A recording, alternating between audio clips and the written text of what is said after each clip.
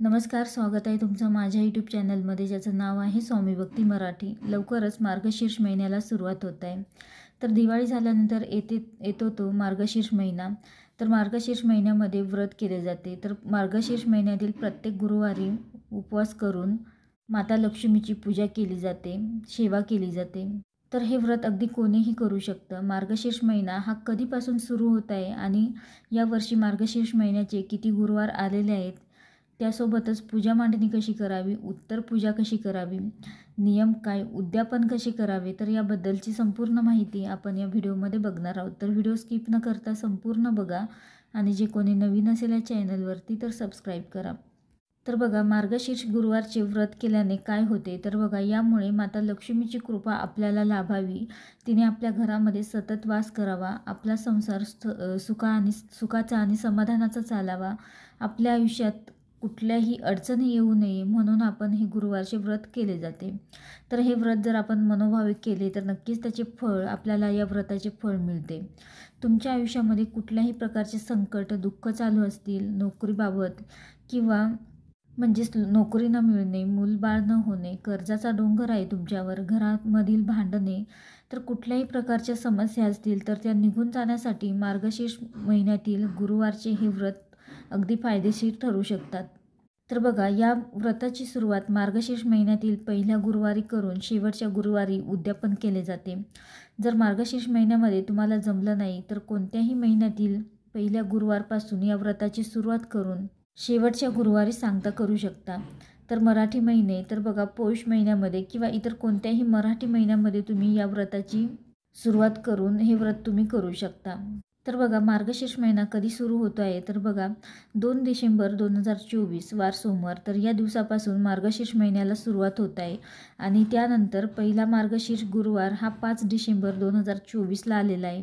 त्यानंतर दुसरा मार्गशीर्ष गुरुवार हा 12 डिसेंबर 2024ला आलेला आहे आणि तिसरा मार्गशीर्ष गुरुवार हा 19 डिसेंबरला आलेला आहे. त्यानंतर चौथा मार्गशीर्ष गुरुवार हा 26 डिसेंबरला आलेला आहे. तर बघा, 26 डिसेंबरलाच आपल्याला या व्रताची सांगता करायची आहे. तर या 4ही गुरुवारी या व्रताची मांडणी करून पूजा करायची आहे आणि आपल्याला उपवास देखील करायचा आहे. त्यासोबतच काही नियमांचे देखील आपल्याला पालन करायचे आहे. तर यावर्षी मार्गशीर्ष महिन्याचे एकूण 4 गुरुवार आलेले आहे. तर या व्रताचे नियम काय, तर बघा, कोणतीही सेवा किंवा उपाय करताना काही नियमांचे पालन हे आपल्याला करावेच लागते.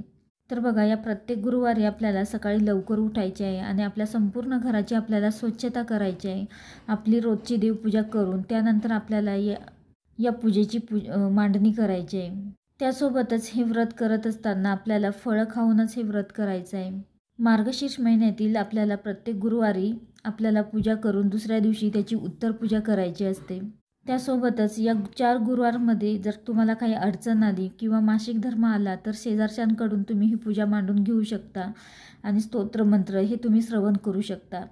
त्यासोबतच या दिवशी गायीची देखील पूजा करायची आहे. तर 4ही गुरुवारी पूजा मांडणी आपल्याला करायची आहे.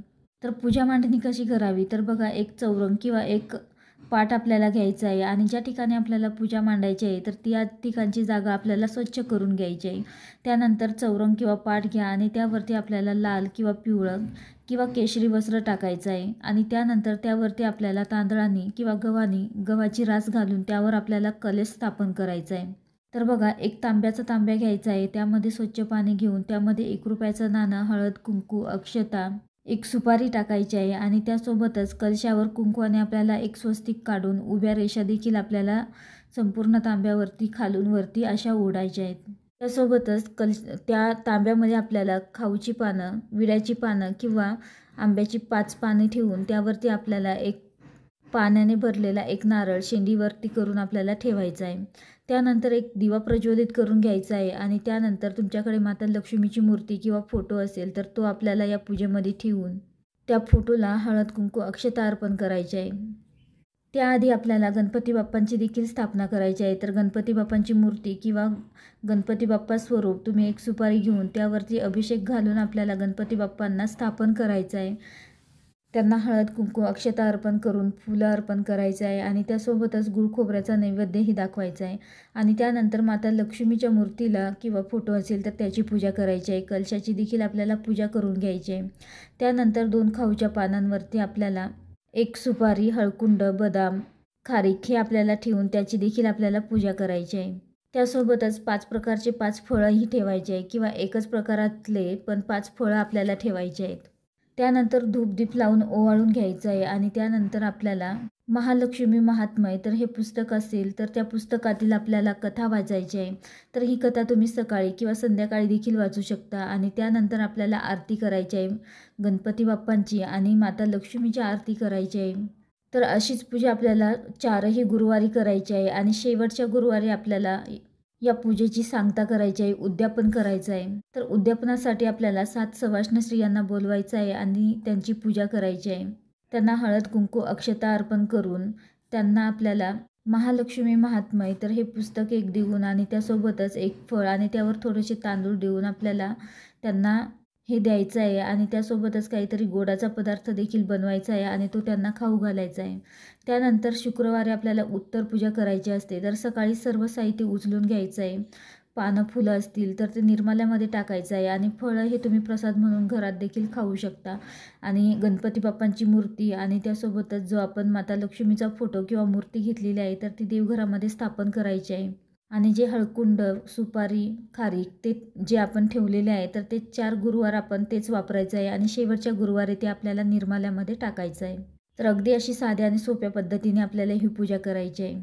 तर अवश्य तुम्ही अजूनपर्यंत जर कोणी केलं नसेल हे उपवास तर अवश्य या गुरुवारपासनं या मार्गशीर्ष महिन्यातील गुरुवारपासनं तुम्ही सुरू करा.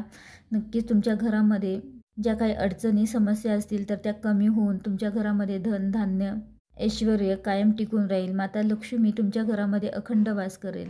व्हिडिओ आवडला असेल तर लाईक करा, कमेंट करा, शेअर करा आणि सबस्क्राईब करा. श्री स्वामी समर्थ.